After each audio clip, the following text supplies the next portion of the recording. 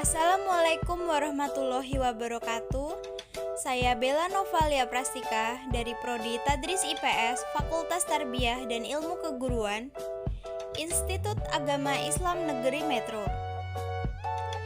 Video ini dibuat guna memenuhi tugas mata kuliah Teknologi Informasi dan Komunikasi. Jadi, di video ini saya akan mempresentasikan tentang CPU atau Central Processing Unit. Yang pertama, ada pengertian dari CPU. Central Processing Unit atau CPU adalah perangkat keras komputer yang memahami dan melaksanakan perintah dan data dari perangkat lunak. Istilah lain dari CPU adalah prosesor. Sering digunakan untuk merujuk ke CPU. Mikroprosesor adalah CPU yang diproduksi dalam sirkuit terpadu. Sejak pertengahan 1970-an, satu mikroprosesor sirkuit terpadu telah umum digunakan dan menjadi aspek penting dalam pelaksanaan CPU. Fungsi dari CPU. CPU berfungsi seperti kalkulator.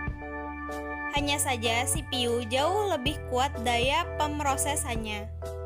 Fungsi utama dari CPU adalah melakukan operasi aritmatika dan logika terhadap data yang diambil dari memori atau dari informasi yang dimasukkan melalui beberapa perangkat keras seperti papan tombol, pemindai, tuas kontrol, maupun tetikus. Selanjutnya ada komponen CPU. 1. Unit control, 2. Register, 3. Unit ALU atau Arithmetic and Logical Unit. Yang keempat ada CPU interconnection. Control unit. Komponen CPU yang pertama ada control unit atau unit control, yaitu pusat pengendalian komputer.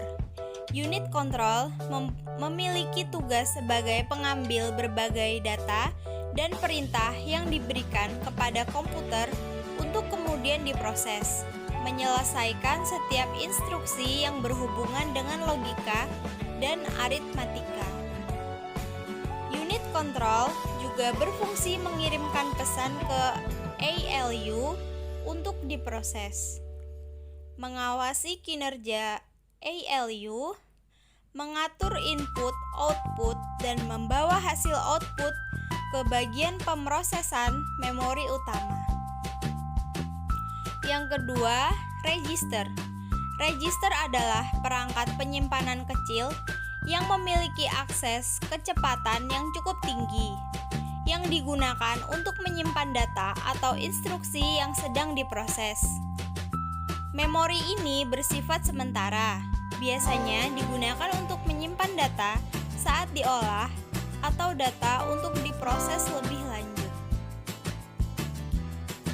Dengan analogi, register ini dapat diibaratkan sebagai memori dalam otak ketika kita melakukan pengolahan manual, sehingga otak dapat diibaratkan sebagai CPU yang berisi kenangan, kemudian unit control yang mengatur semua aktivitas tubuh dan memiliki tempat untuk melakukan perhitungan dan perbandingan logika.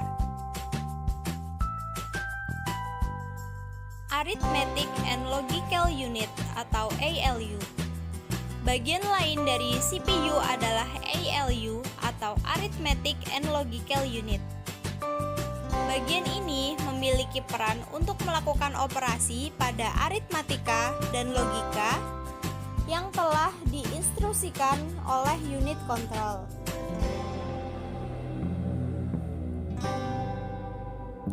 Tugas utama ALU adalah melakukan seluruh perhitungan matematika yang diberikan sesuai dengan instruksi program.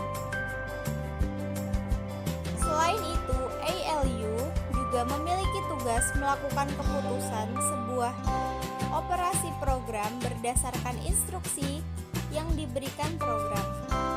Operasi logika yang dilakukan dilakukan oleh ALU meliputi perbandingan dua peran menggunakan ketentuan operator logika tertentu.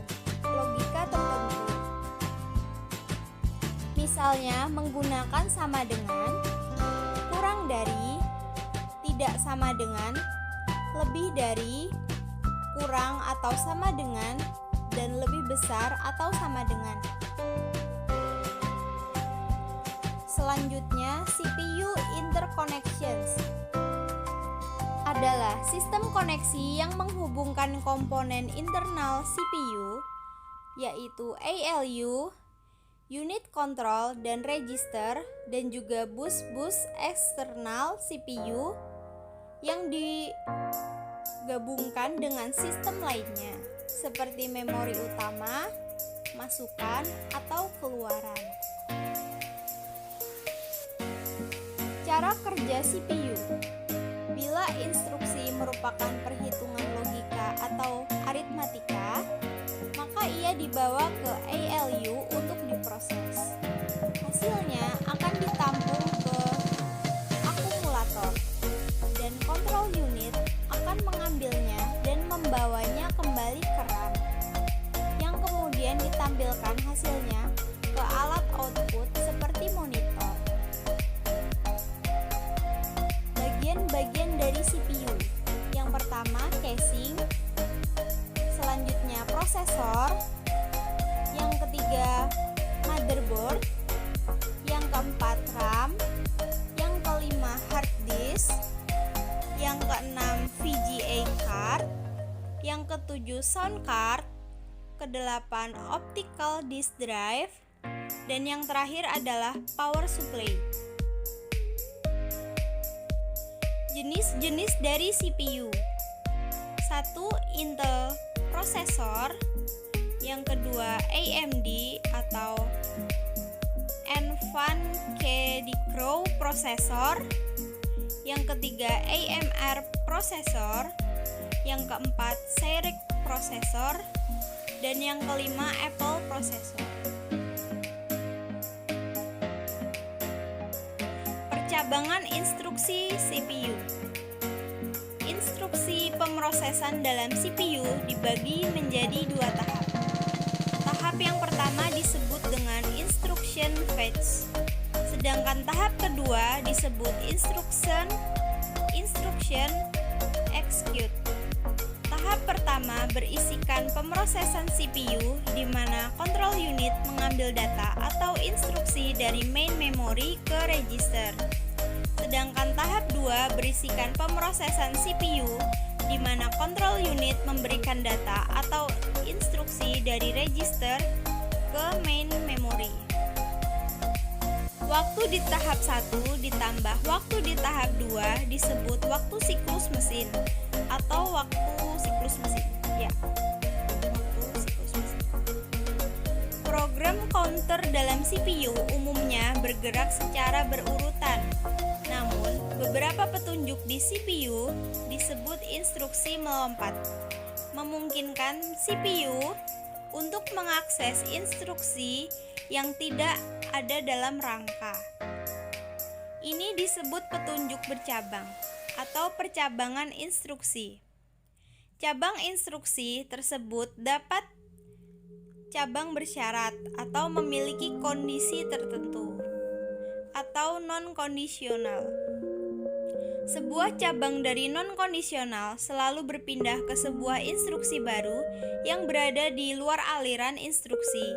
Sementara sebuah cabang bersyarat akan memeriksa hasil pertama operasi sebelumnya untuk melihat apakah cabang instruksi akan dijalankan atau tidak. Data yang diuji untuk percabangan instruksi disimpan di lokasi yang disebut bendera.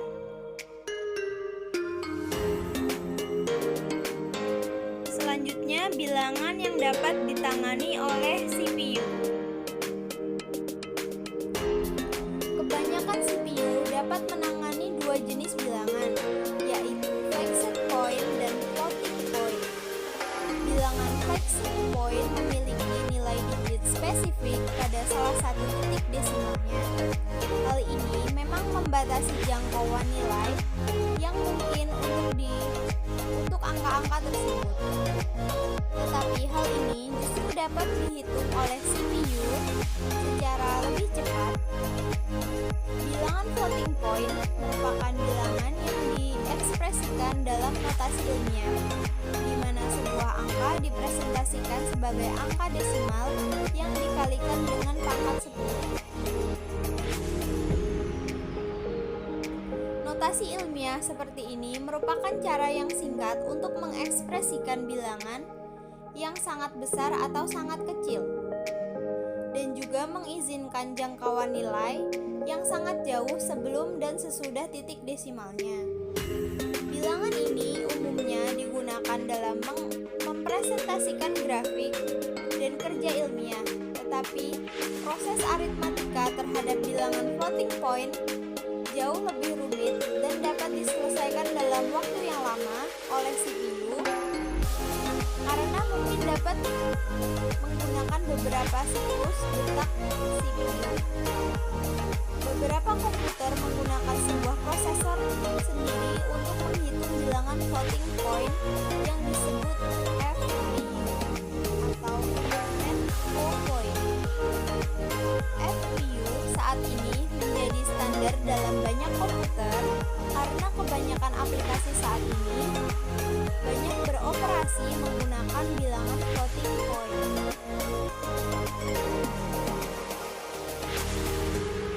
Arsitektur dasar CPU. Arsitektur dasar CPU ada dua tipe dasar arsitektur, yaitu Complex Instruction Set Computer atau CISC dan Reduced Instruction Set Computer atau RISC. CISC adalah arsitektur CPU yang paling umum dan arsitektur mikroprosesor yang pertama. Sedangkan RISC tergolong pada arsitektur mikroprosesor yang baru. Kedua arsitektur ini memiliki keunggulan dan kekurangan masing-masing. Namun, kedua arsitektur ini masih terus dikembangkan sebagai usaha untuk mengatasi kesenjangan semantik dan secara konsekuen akan mengurangi biaya pertumbuhan software.